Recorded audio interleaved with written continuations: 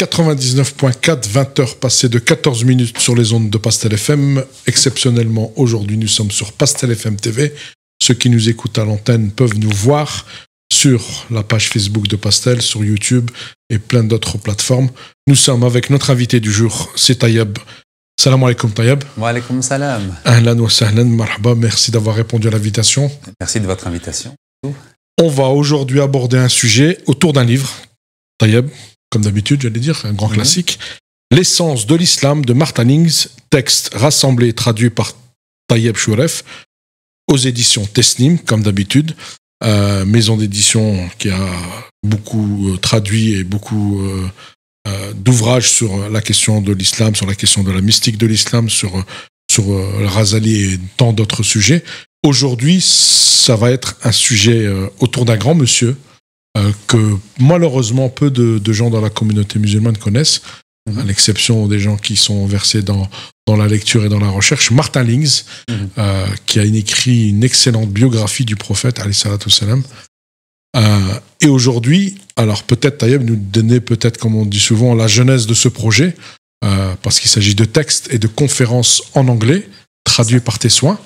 You speak very well in English? Alors, je lis bien et comprends bien, je parle un peu, pas aussi bien que je le lis. Mais... You are welcome. L'essence de l'islam, Tayeb, un titre qui résume, j'allais dire, la globalité de cette religion, de cette civilisation.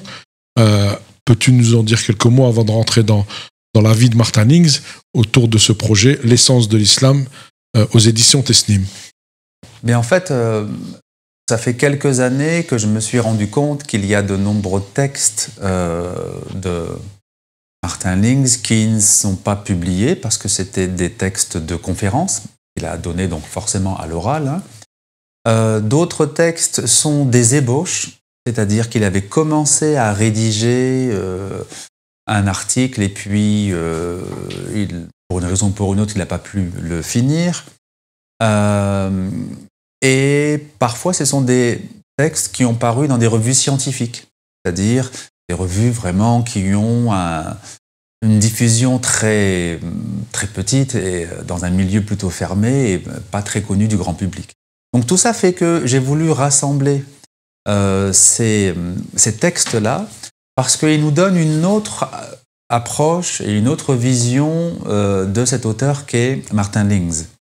Comme tu l'as rappelé, il est surtout connu pour sa sira, pour sa vie du prophète Mohammed, qui s'appelle tout simplement le prophète Mohammed, sa vie d'après les sources les plus anciennes.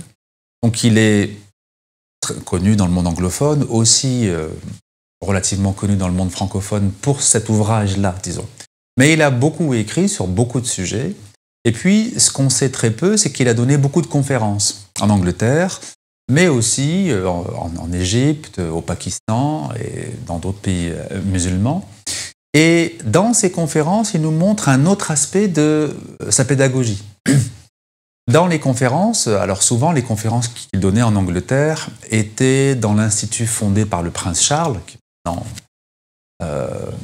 voilà, et ben, d'Angleterre, mais à l'époque il était prince et il faisait beaucoup d'actions culturelles et il a donné des conférences qui rassemblaient un grand public. Il y avait des musulmans et des non-musulmans donc parmi la foule et il arrivait avec des termes simples et avec des explications assez simples à faire percevoir justement l'essence du message. Et c'est ce qui m'a donné l'envie d'abord de rassembler ces conférences parce que je les trouve très pédagogiques. Vraiment, il a l'art de faire passer les choses profondes avec des mots très simples. Et en même temps, il sait partir de ce que les gens connaissent pour les amener ensuite vers des dimensions moins bien connues chez eux. D'où le titre, l'essence de l'islam, c'est-à-dire que en rassemblant tous ces textes, on a une approche de l'islam qui va vraiment au cœur du message, qui essaie de comprendre quelle est la raison d'être de ce troisième rameau des religions abrahamiques. Pourquoi finalement les religions abrahamiques avaient besoin d'une récapitulation. Pourquoi les religions abrahamiques avaient besoin donc de cette synthèse finale qu'est l'islam? Parce que finalement, c'est réellement ça. L'islam, c'est vraiment la synthèse finale de toute la lignée abrahamique. Alors, si on entre vraiment dans le cœur du message, on peut considérer que c'est un peu subtil à comprendre. Et finalement, on voit à travers les mots de Martin Hingst que c'est quelque chose qu'on peut approcher avec des mots assez simples. Et finalement, à mon sens, le fait d'offrir un accès à l'essence de l'islam, c'est peut-être un des plus grands services qu'on puisse rendre aujourd'hui, à la fois à la communauté musulmane, mais aussi aux non-musulmans, parce qu'il y a tellement de discours qui déforment l'islam, il y a tellement de discours aujourd'hui qu'ils émanent de musulmans ou de non-musulmans d'ailleurs, mais en tout cas de discours qui vont déformer parce qu'ils vont s'attacher à un seul aspect, ils vont absolutiser cet aspect, et puis ils vont devenir aveugles aux autres aspects de l'islam. Et donc on a bien besoin aujourd'hui de voix qui abordent l'islam avec sagesse, avec profondeur. La plupart des textes que j'ai réunis ici, il les a écrits après avoir passé 50 ans, 60 ans, 65 ans dans l'islam. On verra quand on va parler de sa vie, qui s'est converti en 1938, et il a vécu jusqu'en 2005, et donc il a accumulé une très longue expérience de l'islam, à la fois une expérience personnelle, mais aussi une expérience de la communauté musulmane. Il a beaucoup voyagé, il a beaucoup rencontré de grands savants, mais aussi de gens simples. Il a vécu de nombreuses années en Égypte. Donc toute cette expérience lui permet aussi de délivrer un message qui est empreint de profondeur et empreint de sagesse. Un travail laborieux, Tayeb, combien d'années de recherche, de croisement, de traduction? Parce qu'un livre, c'est aussi un long projet qui... C'est tout un projet, alors, exactement. Combien de temps? Alors, je ne saurais pas dire exactement parce que ce sont des textes qui me sont parvenus par différentes voies. Donc, il y a certains textes que j'ai pu avoir il y a 5-6 ans, d'autres que j'ai eu seulement 6 mois avant d'écrire le livre. Mais donc, c'est un projet qui s'est formé vraiment sur le long terme, en fait. Et le plus difficile, ça a été surtout de donner une unité à l'ouvrage et de classer les textes dans un ordre qui permette au lecteur de commencer par ce qui va lui donner d'abord le bagage pour comprendre ce qui va venir par la suite. Donc trouver un ordre pédagogique, une progression pédagogique qui permette à quelqu'un qui connaît très peu l'islam, voire qui ne connaît pas du tout l'islam, de commencer par les premières conférences. Et puis ensuite, après, on entre un peu plus dans la profondeur. Et la fin du livre, c'est ce qu'on appelle des comptes rendus. Donc dans les revues scientifiques, il y a des comptes rendus. C'est-à-dire que quand un nouvel ouvrage paraît, un ouvrage de qualité bien sûr, paraît, eh bien il y a des personnes qui vont lire cet ouvrage et proposer un compte rendu, donc exposer les qualités et les défauts de cet ouvrage. Martin Hingst était aussi un lecteur qui avait cette fonction-là dans de nombreuses revues scientifiques anglaises. On le sait peu, mais il a eu il a accompli de nombreux travaux universitaires et académiques pour la fameuse encyclopédie de l'islam. Pour ceux qui la connaissent, donc c'est l'outil des islamologues, c'est vraiment une encyclopédie qui rassemble les spécialistes du monde entier. Et lui, il était spécialisé dans la poésie mystique et dans le soufisme en général. Donc il a écrit des articles pour cette encyclopédie. Il a écrit l'article pour le Cheikh Al-Alawi, par exemple, c'est lui qui a écrit l'article. Il a écrit aussi donc dans des revues un peu plus techniques, on va dire. Et tout cela, en fait, quand on le rassemble, ça donne vraiment une richesse et une mine d'informations qui est vraiment très grande. Et donc j'ai terminé l'ouvrage par ces articles un peu plus techniques et plus scientifiques. Alors Tayeb, avant de rentrer dans le vif du sujet du bouquin, peut-être quelques mots sur l'homme avant d'entrer dans l'œuvre, sur sa vie. Que je pense que tu as eu l'occasion de rencontrer. Oui, tout à fait. J'ai eu la chance de le rencontrer, de le fréquenter, d'être un de ses élèves. Et donc la chance de partager du temps avec lui et de connaître l'homme et pas simplement l'auteur. Et quand on rencontrait l'homme, on rencontrait une personne d'une très grande sagesse. La première chose qui m'a marqué, moi, c'est son humilité. Donc, quand je l'ai rencontré, il avait 93 ans, donc en 2002. Il est déjà très âgé, mais il avait une humilité, une simplicité qui était vraiment très impressionnante. En fait, il impressionnait par son humilité. Voilà.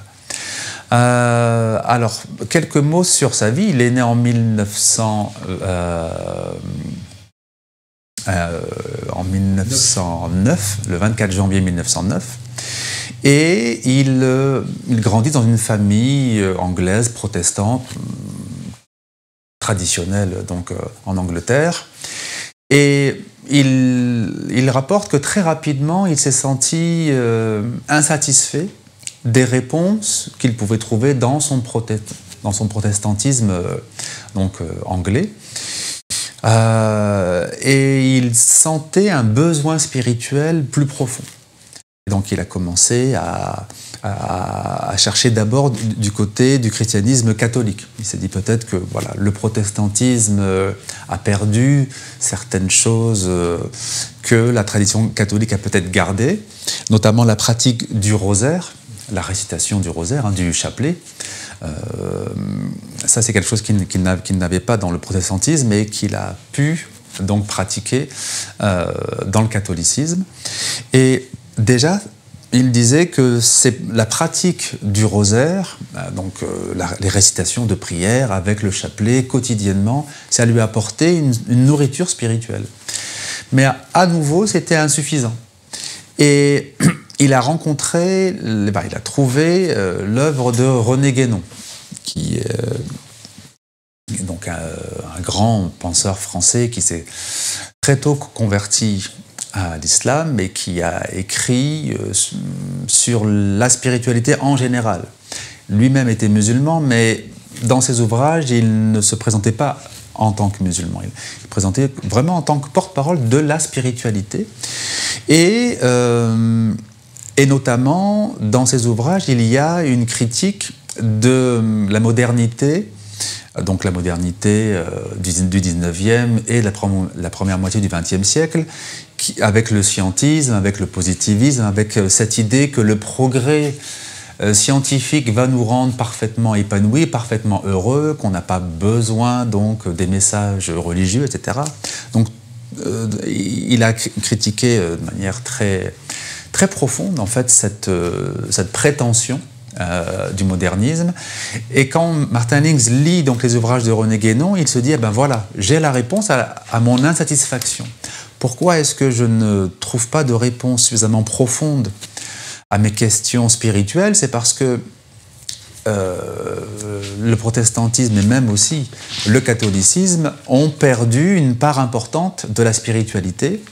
Et donc il s'est mis à étudier le sanskrit pour étudier l'hindouisme, pour étudier aussi donc, les autres religions comme le judaïsme, comme l'islam, et en se disant peut-être que je vais trouver dans ces religions-là les réponses que je ne trouve pas dans ma tradition chrétienne.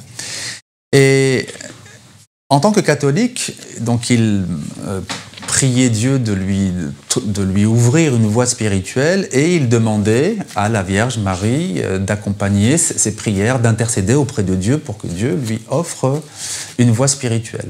Et il dit de manière étrange, en tout cas pour lui c'était étrange à l'époque, plus je faisais cette prière, plus j'entendais parler d'un groupe d'Européens qui étaient convertis à l'islam et qui suivaient l'enseignement du cheikh algérien, le cheikh Al-Alawi. Donc groupe de musulmans européens installés en Suisse.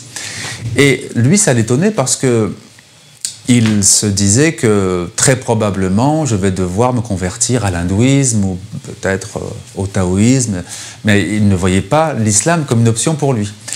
Mais plus il continuait donc ses prières et plus il entendait parler de ce groupe, jusqu'à ce que, dit-il, la certitude que ma voix était dans l'islam me fut donnée. Et alors, donc en 1938, il a pris son courage à deux mains, il a quitté l'Angleterre, il est parti en Suisse pour aller rencontrer ce groupe de musulmans soufis qui suivaient donc l'enseignement du Cheikh Al-Alawi, qui lui venait de mourir, il est mort en 1934 à Mostaganem. Et il dit, quand je les ai rencontrés, ils m'ont parlé donc de ce message, ils m'ont fait comprendre que pour suivre la voie spirituelle du soufisme, il faut d'abord être musulman, c'est la spiritualité de l'islam, et c'est à l'intérieur de l'islam que ça peut être vécu. Et c'est comme ça donc qu'il prononce sa shahada et qu'il rentre en islam. Alors peut-être, Taïeb, laissez une première question, ou commencer par la structure du bouquin. Le premier chapitre, l'islam, une introduction. Et la première conférence, enfin une des premières conférences qu'il donne, qui est intitulée l'islam, une introduction, vaste sujet pour le musulman ou le non-musulman. C'est ça.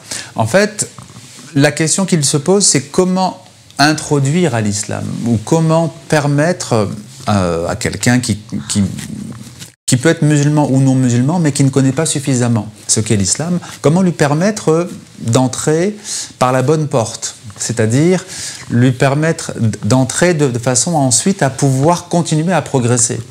Parce que, comme on le sait tous, il y a des formes de religiosité, il y a des formes d'attachement à la religion qui, au lieu de permettre une élévation, enferment le fidèle dans une compréhension limitée, dogmatique. Donc, il commence donc sa conférence en expliquant que, puisqu'il y a une majorité de non-musulmans dans la salle, il faut d'abord comprendre une chose, c'est que le Coran, en islam, n'est pas l'équivalent de la Bible dans le christianisme. Ce sont deux livres sacrés, mais ils n'ont pas du tout la même fonction. En islam, le Coran est considéré comme la parole révélée par le Créateur lui-même. C'est le Créateur qui s'exprime. Donc Allah Ta'ala va délivrer sa parole. Alors bien sûr, sa parole va descendre dans le cadre humain en fonction du contexte humain, par exemple pour répondre à telle interrogation ou à tel problème. Mais ça demeure quand même la parole divine. Tandis que dans la Bible, nous dit Martin Ling, ça n'est pas une révélation. La plupart des textes, sauf le tout début, les 5 premiers livres, ce qu'on appelle le Pentateuque ou ce qu'on appelle la Torah, à part donc ce début, ça n'est pas une révélation, c'est plutôt une sorte d'inspiration. C'est-à-dire que ceux qui ont rédigé les livres de la Bible étaient sous inspiration divine, mais ce n'est pas le mot à mot, disons, divin qui est révélé. Et c'est pour ça que la relation au Coran va être très très différente de la relation à la Bible pour le chrétien, par exemple. La relation au Coran, c'est une relation très forte parce que le musulman va réellement se nourrir de cette parole. Elle va entrer en lui comme un guide pour son évolution intérieure, bien sûr, pour son comportement, pour acquérir la noblesse de caractère. Mais donc, ce n'est pas seulement dans une orientation, c'est aussi dans une nourriture spirituelle. C'est-à-dire que le Coran, quand il est récité par le fidèle, c'est un acte d'adoration, même s'il ne réfléchit pas au sens qu'il est en train de dire, même s'il n'est pas dans une analyse du message à ce moment-là. C'est une nourriture comme le dhikr, c'est-à-dire l'invocation, ou comme le tasbih. C'est vraiment une nourriture de l'âme qui donc est spécifique au Coran. Alors donc il commence par cette porte-là pour faire saisir à ceux qui l'écoutent que quand on veut comprendre l'islam, quand on veut vraiment entrer dans le monde de l'islam, c'est d'abord la fonction du Coran qu'il faut comprendre. Bien plus que la fonction de la Bible, par exemple, dans le christianisme. Et il explique aussi à travers cette conférence et d'autres l'inspiration du prophète qui a été, lui, le messager. C'est ça. Alors ensuite, il a d'autres conférences où il va aborder le rôle du prophète. Et ce rôle du prophète, il va quand même toujours le lier au Coran. Et il aime souvent citer le hadith de Aïcha, donc l'épouse du prophète, qui disait que la nature du prophète était le Coran. Kana khuluquhu al-Qur'an. Sa nature, c'était le Coran. Et pour dire que finalement, bon, le rôle du prophète, c'est bien sûr de réciter les versets qu'il reçoit pour qu'ils soient transmis aux autres, mais c'est surtout de les incarner. C'est d'être ce Coran qui parle, qui agit et qui bouge. Et donc, encore une fois, la fonction du prophète, elle se comprend aussi en fonction du Coran. Alors, au niveau de l'enseignement, le prophète a la mission d'expliciter le Coran, par exemple, d'expliquer ce que veut dire tel mot, tel verset, tel passage. Il a la fonction aussi de montrer comment on le met en pratique. Parce que c'est très subtil la façon dont le Coran peut être mis en pratique. Par exemple, le Coran condamne certaines personnes. Il condamne parfois certains comportements, mais il peut condamner certaines personnes en les nommant. Par exemple, Abu Lahab. Mais est-ce que, pour autant, l'être humain peut condamner? Est-ce qu'on peut prendre d'exemple sur le Coran pour condamner? Non. Et on le voit comment? On le voit à l'exemple du prophète lui-même.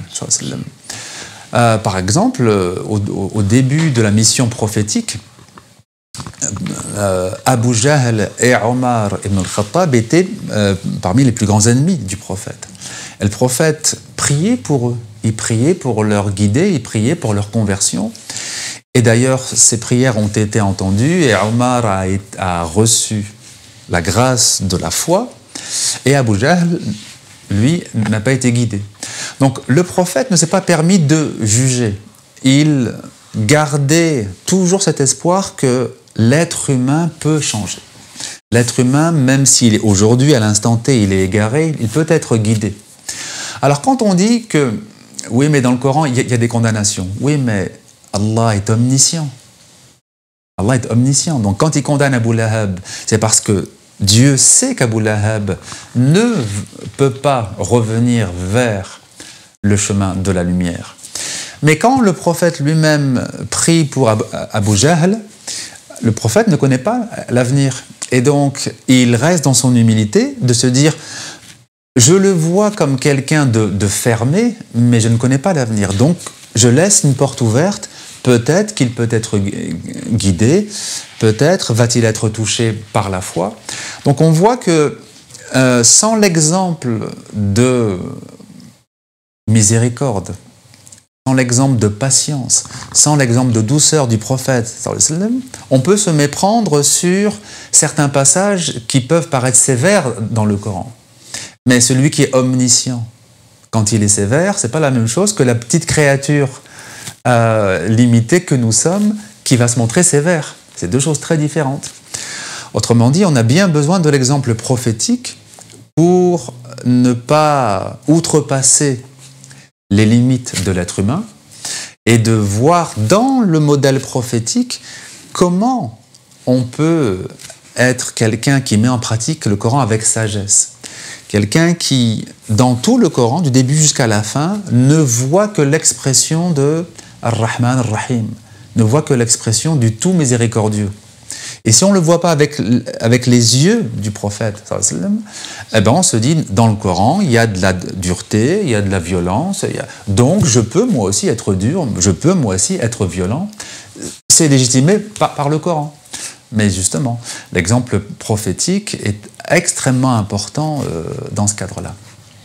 D'ailleurs, je me permets d'intervenir, pour ce dont tu viens de préciser, entre guillemets, les personnes qui pourraient apporter des arguments pour nuire à l'islam, parfois s'appuie aussi sur des versets qu'ils peuvent rencontrer, dans lesquels on parle de telle dureté ou de telle attitude vis-à-vis de la guerre, sans prendre en compte effectivement ce dont tu disais à l'instant, la compréhension et l'exemplarité du prophète sallallahu alayhi wa sallam qui nous a interprété justement comment comprendre ces versets. Tout à fait.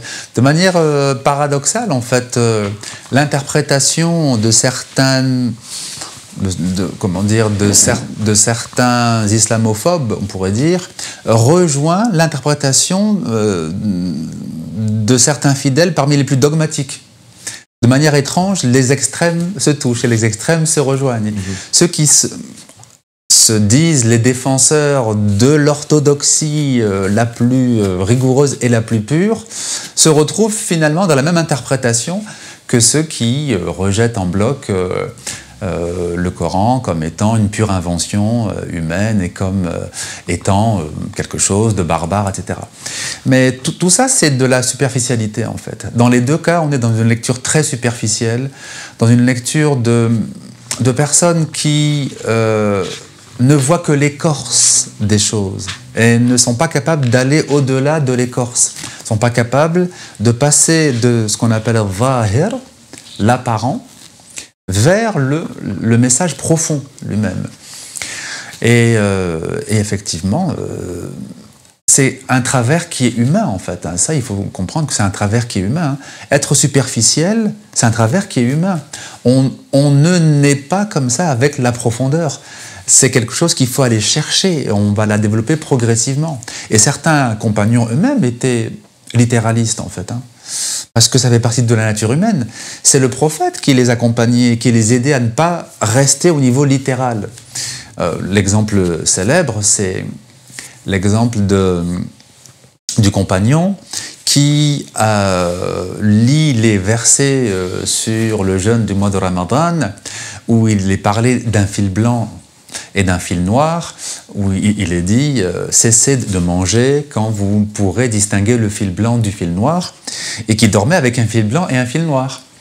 Et il vient voir le prophète et lui dit « Ya Rasulallah, ô envoyé de Dieu, je dors avec un fil blanc et un fil noir sous mon oreiller, et je les compare le matin pour savoir si je peux manger ou si je dois m'abstenir. » Et le prophète rit.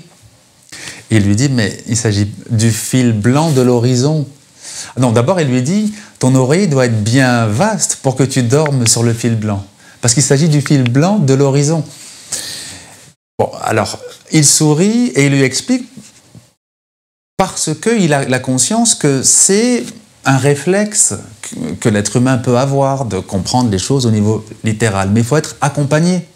Et c'est ce qu'il faisait. Donc, il lui sourit, il lui fait un peu d'humour et lui fait comprendre « tu n'as rien compris, c'est pas du tout ça ». Certes, le mot arabe « khayt » veut dire fil, et le mot arabe « khayt » est utilisé pour le fil de la couture. Bon, très bien. Sauf que ici, le passage, il est symbolique dans le Coran, et donc le prophète lui fait comprendre gentiment, avec douceur et humour, que dans le Coran, il y a beaucoup de choses qui sont symboliques, il ne faut pas tout prendre à la lettre. Voilà. Alors juste, bon, on a bien saisi le cœur de l'ouvrage, hein, donc on rappelle aux éditions Tasnim, l'essence de l'islam, donc une anthologie, hein, on a récupéré, ou tu as récupéré un certain nombre de conférences, d'écrits, de manuscrits de Martin Lings, donc qui ont été traduits de l'anglais par tes soins. Là, je reviens sur la première conférence qu'il donne en introduction, et tu avais parlé tout à l'heure du fait que l'islam est en quelque sorte une sorte de synthèse définitive, si je puis dire, des religions abrahamiques qui se sont présentées avant. Et dans cette conférence, effectivement, il fait allusion à l'ensemble des prophètes qui sont cités dans le Coran, bien sûr, qui fait écho à ces prophètes qui sont mentionnés dans la Torah ou dans la Bible. Et donc, il avait... semble-t-il, dans cette conférence, un besoin de rendre, de pouvoir montrer que l'islam est effectivement une portée, une synthèse, comme tu l'as dit tout à l'heure, et en même temps une portée universelle. C'est ça, et de montrer qu'en même temps, l'islam opère une sorte de décalage ou de rétablissement de certaines choses qui sont connues dans le christianisme ou dans la Bible, mais qui sont présentées différemment dans le Coran. Par exemple, dans la Bible, le prophète Sulayman, donc Salomon, comme le prophète David, sont mentionnés, mais ils ne sont pas mentionnés comme des grands prophètes. Ils ne sont pas mentionnés comme des modèles de sagesse. Ils ont des qualités et ils ont des défauts et parfois il y a des passages un peu ambigus sur eux, tandis que dans le Coran, ils sont vraiment rétablis dans ce qu'on appelle al-isma, dans donc, le caractère impeccable ou infaillible des prophètes et des envoyés. Et ça, c'est quelque chose d'un peu étonnant pour quelqu'un, par exemple, qui vient du christianisme, quand il voit dans le Coran à quel point on parle avec respect de Sulayman, de Daoud, de Haroun, donc Haroun, le frère de Moïse, etc. Il peut être un peu étonné parce que dans son ancienne religion, il n'y a pas vraiment de place importante pour ces figures-là. C'est vraiment des figures très mineures, en fait. Et le Coran, donc souvent, va reprendre des choses qui sont évoquées, mais pour les présenter différemment et pour recadrer les choses de manière un peu différente. Alors avant d'aborder la partie qui est essentielle sur l'approche, enfin la spiritualité en islam, est-ce qu'on peut parler un petit peu de la partie où Martin Lings aborde la question de l'universalité du Coran. Donc le Coran n'est pas a priori exclusivement pour les musulmans. Là, il est sacré, il est bien très important pour les musulmans, mais en quel sens on peut le qualifier quand même d'un message universel et qui peut aussi être utile à des non-musulmans, si je peux dire. Oui, alors, il insiste, d'abord, Martin Lings insiste pour dire qu'il n'y a pas de texte sacré dans l'humanité, aujourd'hui, qui soit aussi universaliste que le Coran. Le Coran va reconnaître les fonctions de tous les prophètes, va reconnaître l'importance des messages qui ont été donnés donc, à travers Moïse pour la fondation du judaïsme, à travers Jésus pour la fondation du christianisme, etc. Et ça, c'est quelque chose qu'on ne retrouve pas, en fait, parce que dans la plupart des textes sacrés, il n'est fait mention que du message à destination de la communauté précise. Et donc, quand on lit le Coran, qu'on le lise en tant que musulman ou en tant que non-musulman, on est comme placé à un point de vue universel qui replace, j'allais dire, l'histoire de toute l'humanité, en fait. Depuis le premier homme jusqu'à la fin des temps, en fait, on a comme une vision globale de tous les messages qui ont été révélés. Et d'ailleurs, le Coran dit lui-même, pour certains prophètes, nous en avons parlé, mais pour d'autres, nous n'avons rien dit. Et donc, il y a vraiment un universalisme très, très grand. Et c'est ce qui a permis, par exemple, aux musulmans, quand ils sont arrivés en Inde, de se dire, on peut considérer l'hindouisme et le bouddhisme comme des religions du livre, comme des Ahl al-Kitab. Parce que la question s'est posée, hein, quand ils sont arrivés donc, là-bas, de se dire, est-ce que ces religions, est-ce que les temples de ces religions vont avoir le même statut que les synagogues et les églises ou non? S'ils ont le même statut, donc ils seront protégés, ils auront leur liberté de culte, etc. Et si on les identifie plutôt aux polythéistes, à ce moment-là, non, ils n'auront pas le droit d'exercer leur culte. Et la réponse donc, des savants des premiers siècles, ça a été de dire oui, on peut tout à fait les faire entrer dans les gens du livre. Et c'est comme ça, finalement, que les musulmans qui sont arrivés dans ces zones-là ont protégé les lieux de culte hindous et bouddhistes.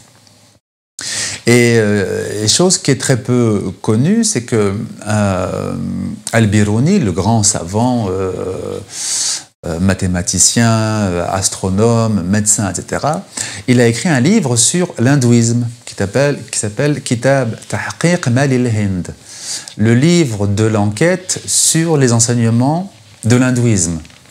En fait, donc, il est allé en Inde, il maîtrisait beaucoup de langues, il maîtrisait l'arabe, le persan, le turc, et il a appris spécialement le sanskrit pour aller donc là-bas en Inde apprendre auprès des brahmanes la réalité de l'hindouisme pour expliquer ensuite aux musulmans ce qu'est l'hindouisme. Et au bout de ces années d'études, il en arrive à la conclusion qu'en fait l'hindouisme à l'origine est un monothéisme.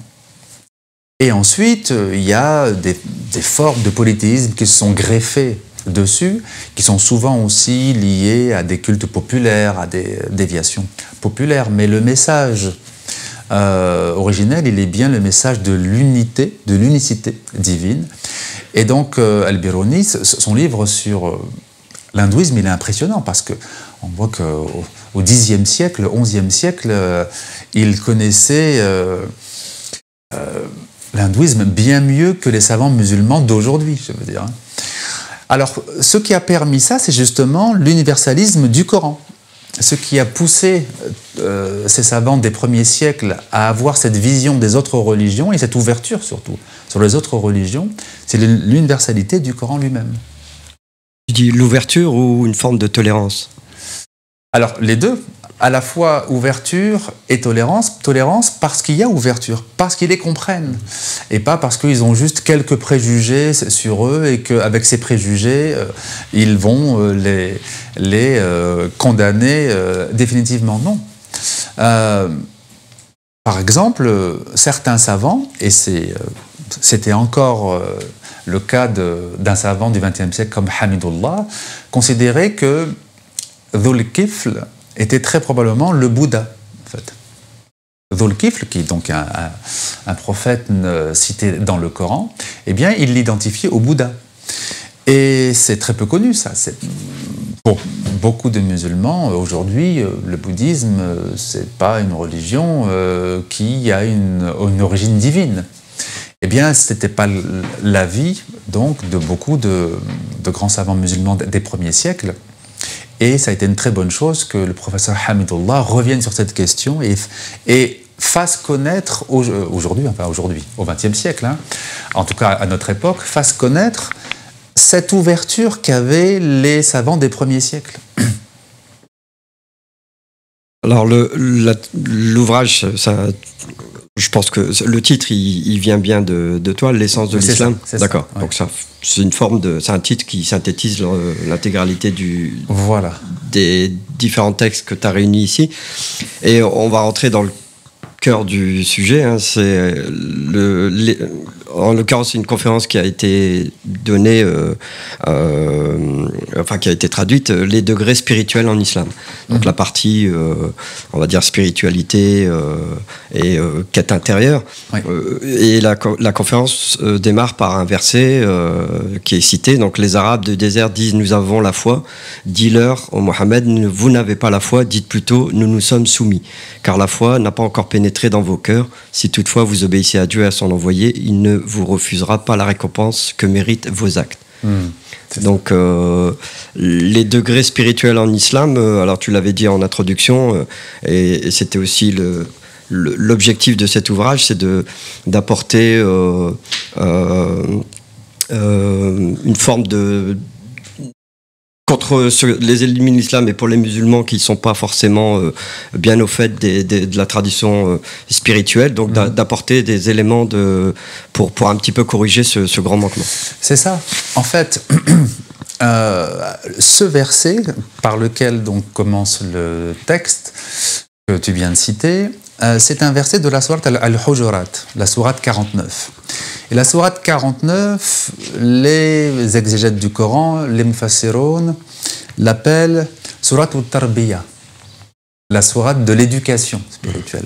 Parce qu'elle commence en faisant des rappels d'éducation aux compagnons qui entouraient le prophète à Médine, qui parfois se rendaient près de ses appartements et l'appelaient à haute voix pour qu'il sorte parce qu'ils avaient une question à poser, par exemple. Et ils ne se rendaient pas compte que le fait de le déranger de cette façon-là, c'est inconvenant au possible. C'est quelque chose qui n'est pas compatible avec ce qu'on appelle l'adab, avec les convenances spirituelles qu'il faut avoir envers le messager d'Allah.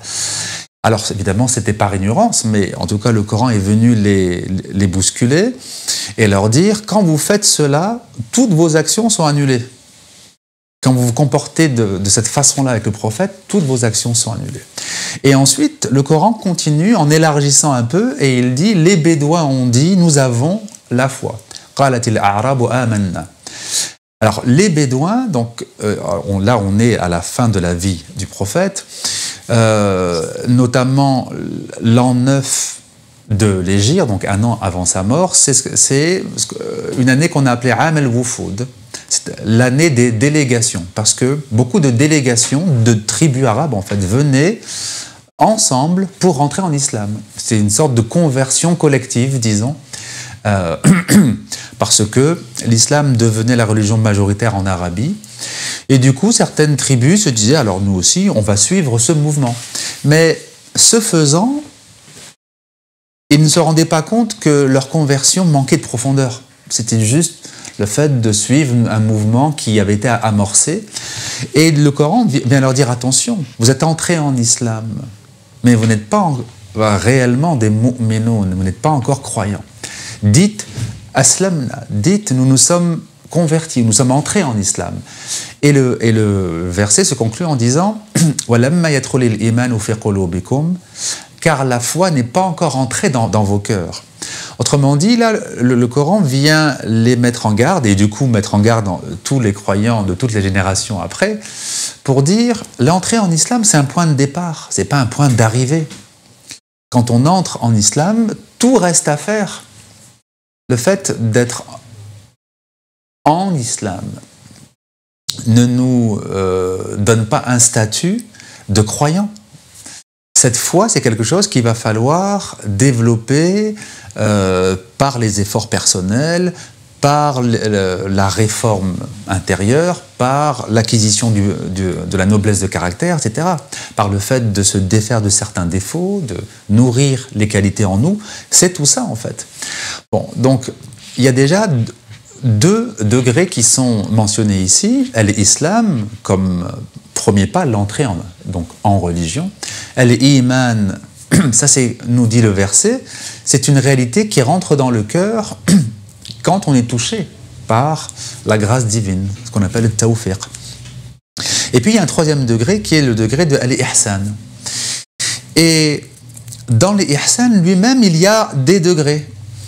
Et ces degrés vont être ensuite évoqués par la suite du texte. Ils sont cités au début de la sourate 56, donc la sourate Al-Waqi'a, où il est fait mention des rapprochés de Dieu. Il y a les rapprochés, il y a ensuite les gens de la droite, il y a ensuite les gens de la gauche. Rien à voir avec la politique, hein. Mais c'est la traduction littérale de Ashab al-Yamin ou Ashab al-Shimal. Alors, les gens de la droite sont déjà des personnes qui sont destinées au paradis, ce qui est déjà une grande grâce. Mais le Coran nous apprend qu'il y a parmi les croyants certains qui ont un degré de proximité avec Allah et qui sont al-muqarraboun. Alors, pourquoi est-ce que Martin Hennings reprend tout ça dans ce texte pour faire comprendre à ceux qu'il a en face de lui, mais aussi à tous ceux qui vont le lire, que il est important d'avoir une vision dynamique de la religion. La religion, c'est pas quelque chose dans lequel on s'installe pour devenir immobile. C'est un chemin, c'est un cheminement même, donc une progression continuelle. Et un peu comme quelqu'un qui pratique le vélo, soit tu avances, soit tu tombes. Si tu n'avances plus, tu perds l'équilibre et tu tombes.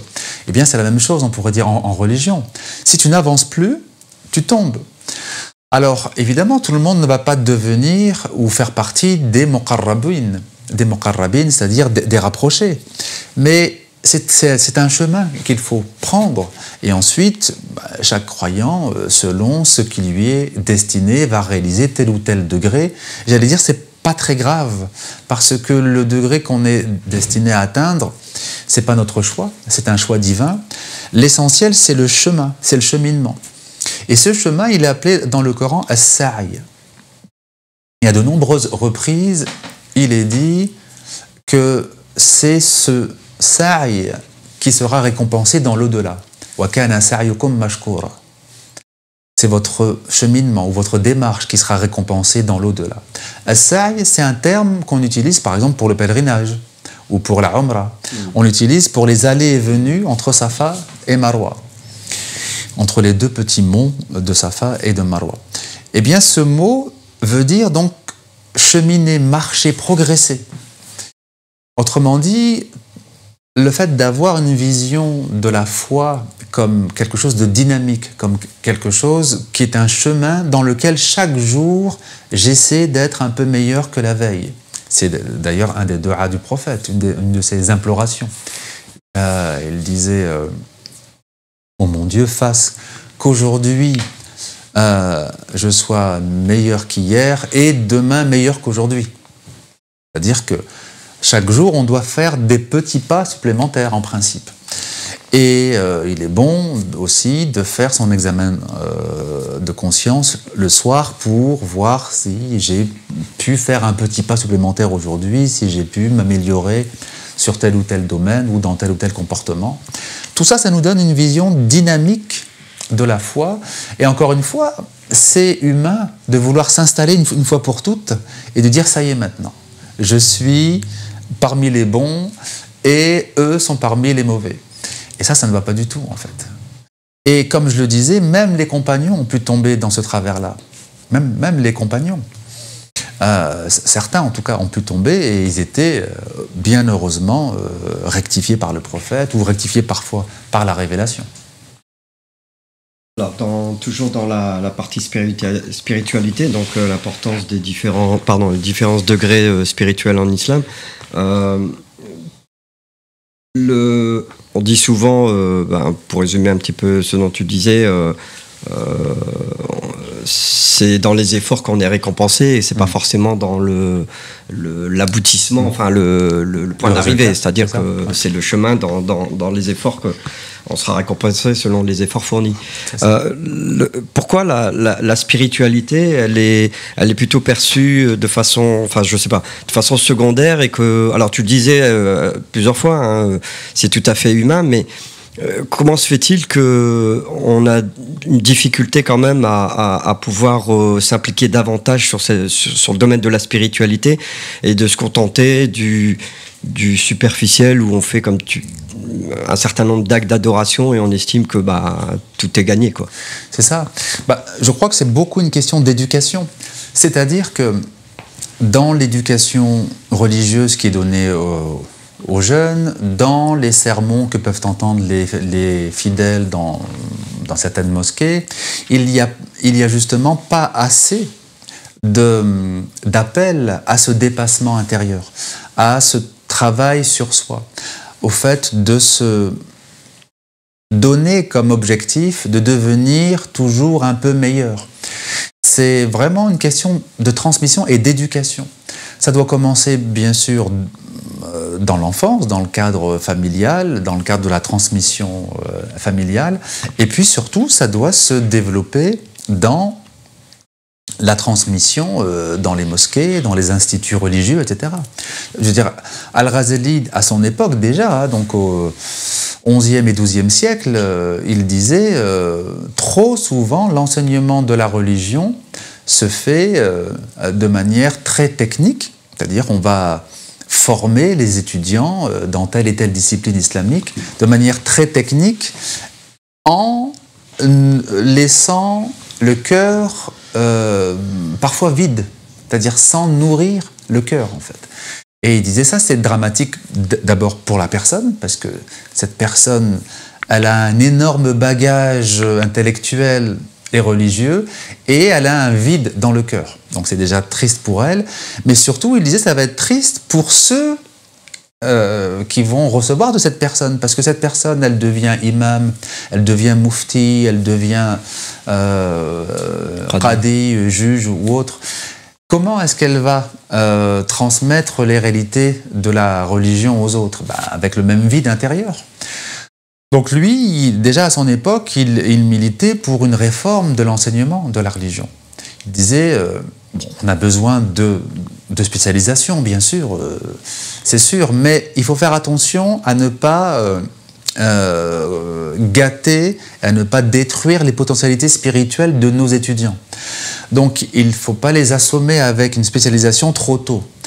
Dans un premier temps, il faut leur enseigner les bases, ensuite leur enseigner l'importance de la spiritualité, la foi vécue au quotidien, et seulement après, une fois qu'ils ont une maturité suffisante, celui qui veut faire une spécialisation dans telle science, dans la jurisprudence, dans l'exégèse coranique, il pourra le faire parce qu'il aura déjà un vécu au niveau de sa foi. Son cœur sera déjà suffisamment éveillé, disons. Bon, et ça, c'était à son époque. Et quand il écrit donc Ihya Ulumuddin, il lui donne ce titre, donc la revivification des sciences de la religion, parce qu'il part du principe qu'il y a quelque chose qui est en train de mourir. Bon, alors que dire de notre époque? Moi, je crois que c'est essentiellement une question de transmission. Comment on transmet aux jeunes les réalités de la foi? Et puis comment on transmet dans les instituts religieux aux futurs cadres de la communauté? Alors, est-ce qu'il n'y a pas le problème d'une transmission qui est plus d'ordre culturel que transmission religieuse, si je puis dire? Parce que on peut, enfin, je peux me tromper, mais les personnes qui ont côtoyé d'autres religions et qui se convertissent à l'islam, ils ont une approche, on va dire, plus en profondeur que nous-mêmes, je m'y inclus dedans, qui avons eu un contact avec l'islam depuis notre naissance, puisqu'on est né dans une famille musulmane. Et donc, parfois, c'est peut-être considéré comme par simple acquis au sein de la famille, au sein de tel ou tel. Donc, est-ce que, enfin, je veux dire, comment y remédier, quoi? Alors, il y a une démarche personnelle, tu parles de l'éducation, mais l'éducation des enfants à condition que les parents eux-mêmes aient pu recevoir une éducation. En tout cas, je veux dire, je trouve qu'il y a un manquement assez important, et bon, Dieu merci, il y a ce genre d'ouvrage qu'on invite grandement les auditeurs et les auditrices et les je sais pas comment dire, téléspectateurs, voilà, pour Pastel TV, de pouvoir vous acquérir ces ouvrages-là, en l'occurrence celui qu'on présente ce soir, L'essence de l'islam aux éditions Tasnim, donc de Martin Lynx, traduit par Tayeb Choureb. Voilà, l'importance de l'éducation déjà personnelle pour pouvoir la transmettre éventuellement à ces... C'est ça. Alors de toute façon, on voit que depuis une vingtaine d'années, une vingtaine d'années maintenant, on voit un mieux. On voit un mieux dans la façon dont la foi est transmise dans les familles, par exemple.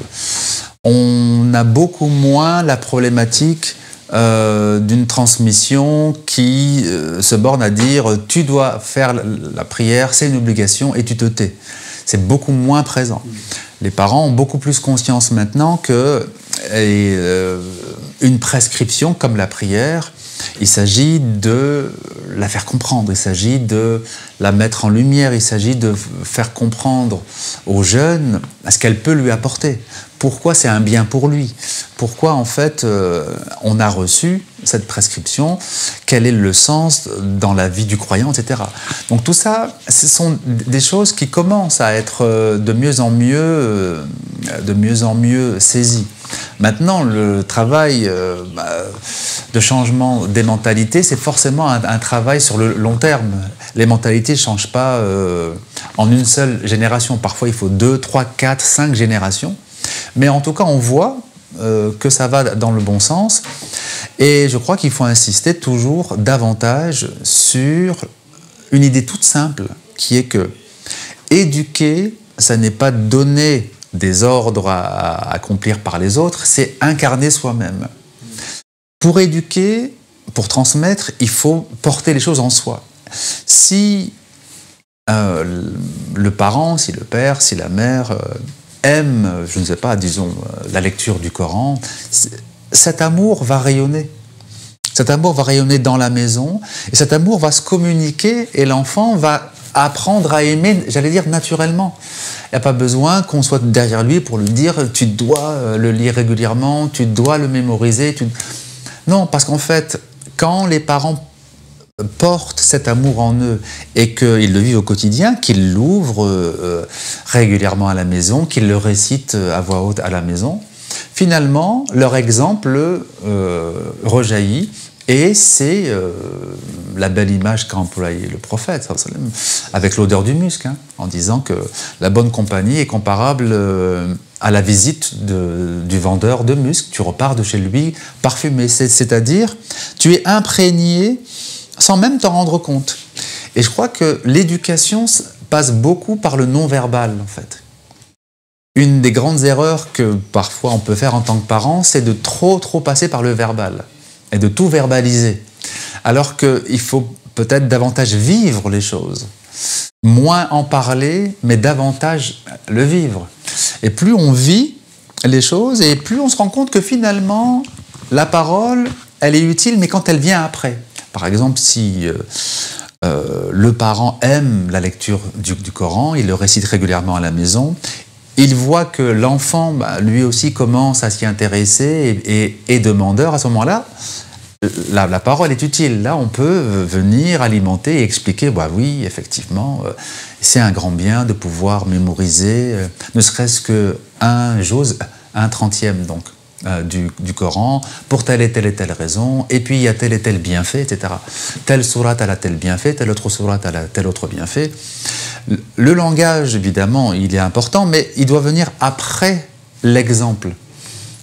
Et pour conclure sur l'exemple du prophète, Anas, donc son jeune serviteur, a dit « J'ai servi l'envoyé d'Allah pendant plus de 10 ans, et jamais pour une chose que je n'ai pas faite, il m'a dit « Pourquoi est-ce que tu ne l'as pas faite ?»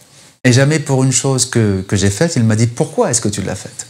C'est-à-dire qu'il l'a éduqué sans aucun reproche. En fait, ce qu'il faisait, quand Anas oubliait de faire quelque chose, le prophète le faisait devant lui. Par exemple, parfois ça lui arrivait d'oublier de ramener de l'eau pour les ablutions du prophète. Eh bien, le prophète, il prenait son seau et il allait chercher l'eau, et Anas se rendait compte lui-même de son oubli. Mais il ne passait pas par le reproche, en fait. Il passait par l'acte et par l'exemple. La pédagogie de l'exemple. Passe à FM 99.4, l'émission La prophétie spéciale Ramadan, et en même temps en direct sur Passel TV. Toujours avec nous ce soir, donc Tayeb Chouref, qui nous présente le dernier ouvrage aux éditions Tasnim. L'essence de l'islam, donc des textes rassemblés, traduits par Tayeb, de Martin Lix, donc tirés des textes en anglais, donc qui ont été traduits. On présente plus les éditions Tasnim, vous avez un certain nombre d'ouvrages que vous pouvez consulter, parmi tant d'autres, leslumièresdorient.com, donc c'est la librairie en ligne que vous trouverez assez facilement.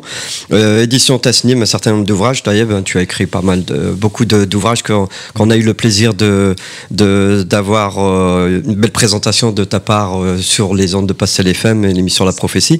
Donc on réitère nos remerciements pour les invitations auxquelles tu nous honores de ta présence.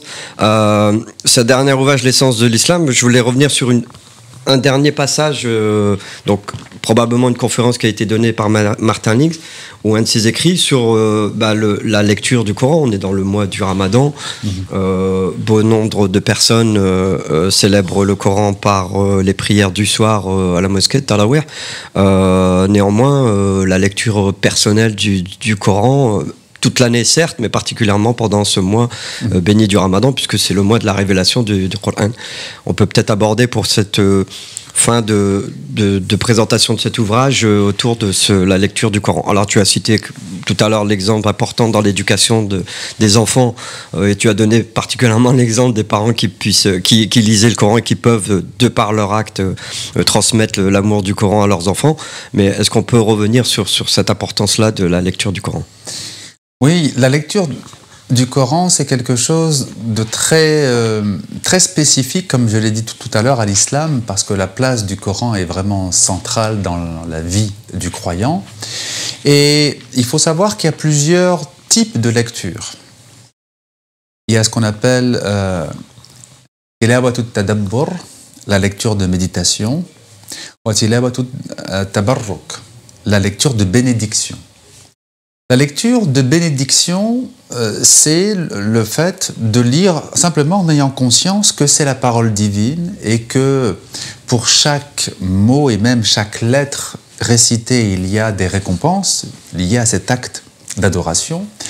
Et puis aussi, certains versets ont des vertus particulières, des versets ont des vertus de protection, comme Ayat al-Kursi par exemple, ou comme les 2 dernières sourates du Coran. Donc tout ça, c'est ce qu'on appelle tilawat at-tabarruk, la lecture de bénédiction. On va rechercher à bénéficier de tous ces aspects-là, en termes de protection, en termes de guérison, en termes, etc. Bon. Et là, ça ne nécessite pas une grande compréhension profonde, parce qu'on n'est pas encore dans la lecture de méditation. Par exemple, quand on veut lire l'entièreté du Coran sur le mois de Ramadan, par exemple, on va lire un 30e, voire un petit peu plus chaque jour, c'est beaucoup. On ne peut pas méditer tout cela. Ça va être une lecture de bénédiction cette fois-ci, qui sera même un peu rapide, je dirais. Et il ne faut pas la négliger, il ne faut pas non plus la minimiser, parce qu'elle a son rôle et elle a sa place. Par contre, il faut aussi ne pas oublier la lecture de méditation. Là, ça va être un passage beaucoup plus court qu'on va lire pour en méditer le sens, pour en comprendre, pour en tirer, disons, un éclairage pour nous-mêmes, pour notre vie, pour nos choix de vie, pour nos comportements, pour le sens de la vie, bref, quelque chose qui va vraiment entrer profondément en nous. Et pour cela, il va falloir d'abord se familiariser avec le passage, le lire un grand nombre de fois, consulter aussi des commentaires de ce passage, parce que très souvent, il y a certaines clés de compréhension qu'on ne peut pas deviner.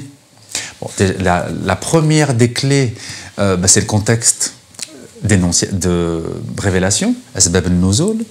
Et puis ensuite, après, il y a beaucoup d'autres clés que les commentateurs donnent. Donc aujourd'hui, il y a un certain nombre d'exégèses qui sont traduites en français.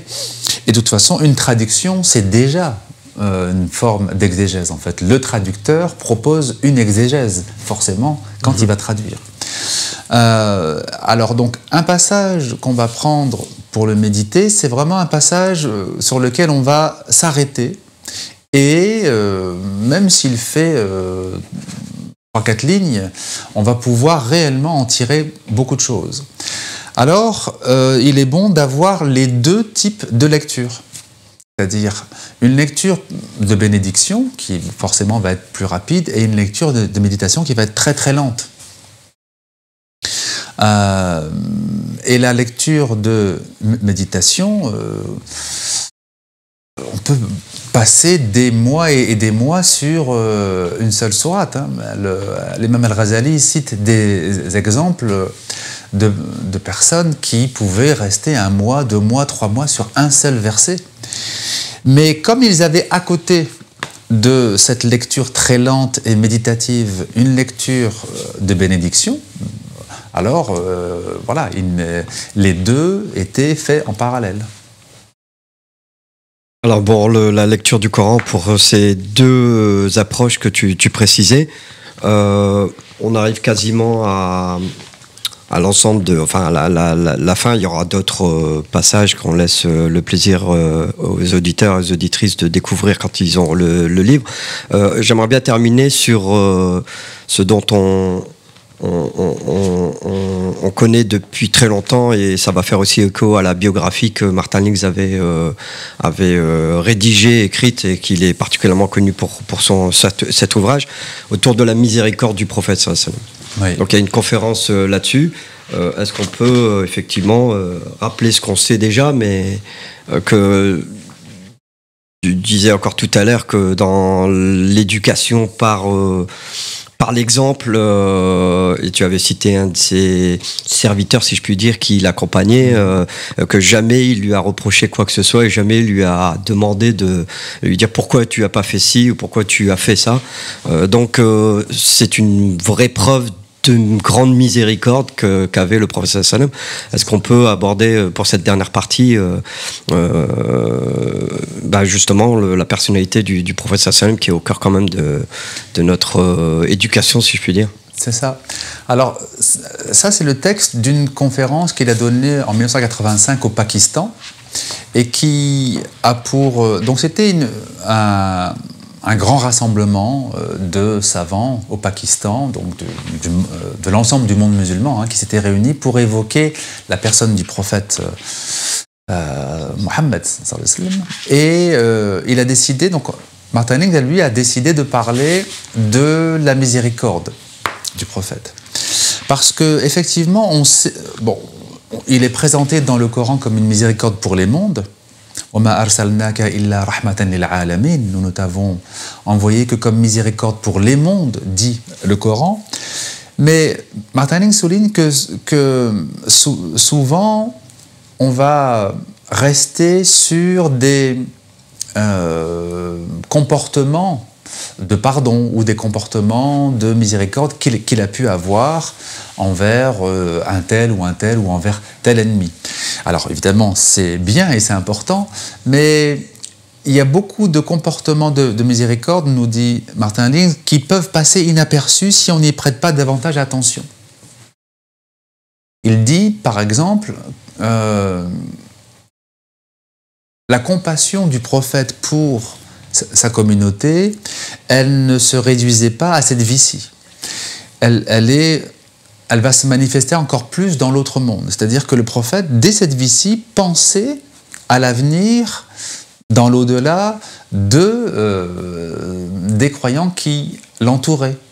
Et Martin Hingst dit ça, c'est un signe de miséricorde profonde, parce qu'il n'était pas seulement soucieux de les voir bien évoluer et de les voir s'épanouir dans la foi, mais il pensait à eux dans l'au-delà, et c'est pour ça qu'il demandait à Allah de pouvoir intercéder pour les croyants, et il a reçu cette confirmation qu'il sera intercesseur, le grand intercesseur pour la communauté, etc. Donc en fait, il y a différentes formes de miséricorde, et il y a des formes de miséricorde qui peuvent passer plus ou moins inaperçues. Par exemple aussi, la miséricorde qu'il avait envers les animaux, envers les plantes, même envers les pierres, en fait. Il avait un lien très particulier qui fait que cette miséricorde s'exprimait avec tous les êtres. On sait qu'il disait, par exemple, que la montagne Uhud est une montagne qui nous aime et que nous aimons. C'est-à-dire que même avec ce qui nous paraît, nous, inanimé, de la pierre sans vie, eh bien lui, en fait, entretenait un lien d'amour avec. De même pour les plantes, de même pour les animaux. Un jour qu'il voyageait avec certains compagnons, il s'était éloigné de son groupe un petit moment, et quand il revient vers les compagnons, il voit qu'un oiseau tourne autour. Et il comprend tout de suite ce qui s'est passé, en fait. Il comprend tout de suite que les compagnons ont dû prendre le nid. Dans ce nid, il y avait des oisillons, et la mère est revenue, et elle s'inquiète pour ses petits. Et il arrive et il dit, qui a effrayé cette mère? Rendez-lui ses petits. Donc, subhanallah, il avait cette sensibilité-là, cette rahma, donc, cette miséricorde pour tous les êtres créés, et ça s'exprimait dans son quotidien, et il incarnait ça au quotidien. Alors c'est pour ça qu'il faut aussi donc savoir déchiffrer certains de ces comportements, et à ce moment-là, on se rend compte qu'il est vraiment miséricorde pour les mondes, pour tous les mondes créés, et pas simplement pour les croyants. Barakallahu fik Tayeb, un dernier mot de conclusion. Donc, de ton dernier ouvrage, la 4e page de couverture, hein, tu disais « Chaque contribution à une présentation authentique et profonde de la deuxième religion mondiale par le nombre de ses fidèles ne peut être que salutaire ». Ouais. Donc on part du principe que cet ouvrage fait partie de l'ensemble des contributions que tu as déjà apportées. Et en l'occurrence ici, voilà, une présentation authentique et profonde de l'islam à travers les textes que tu as traduits. Enfin, les textes. Tu n'as pas beaucoup de textes, j'imagine qu'il existe aussi d'autres textes, et les ouvrages déjà de Martin Lings aussi. Donc l'essence de l'islam par toi-même, hein, texte traduit, rassemblé et traduit par tes soins de Martin Lings. Un mot de conclusion pour cette présentation de cet ouvrage? Bien, en fait, autant quand on lit les ouvrages écrits de Martin Lings, certains peuvent nous paraître un peu difficiles, autant quand on lit le texte de ses conférences, on se rend compte à quel point il a l'art, vraiment, l'art d'enseigner, l'art de transmettre les choses profondes avec des termes simples. Et c'est vraiment ça qui a touché le roi Charles III quand il était encore prince de Galles, parce qu'il disait Martin Lings est capable de nous faire saisir les choses que nous ne voyons pas par nos propres yeux. C'est quelqu'un qui n'est pas musulman, hein, donc un non-musulman qui, entendant Martin Lings parler de l'islam et parler aussi d'autres sujets, hein, disait donc il est capable de nous faire percevoir ce que nos yeux ne perçoivent pas. Et je crois que c'est un des meilleurs témoignages que j'ai lu sur Martin Lings, c'est celui donc de Charles III, qui résume tout en fait. L'art de Martin Lings, c'est de nous ouvrir les yeux sur des choses que l'on connaissait parfois déjà depuis très longtemps, hein, mais qu'on n'avait peut-être pas vues et mesurées à leur juste valeur. C'est Tayeb, barakallahu fik, merci en tout cas pour cette première. Pastel FM TV, puis en direct sur les ondes de Pastel. Toujours un plaisir de te recevoir. L'antenne est ouverte quand tu veux. Shukran. Marhaba bik.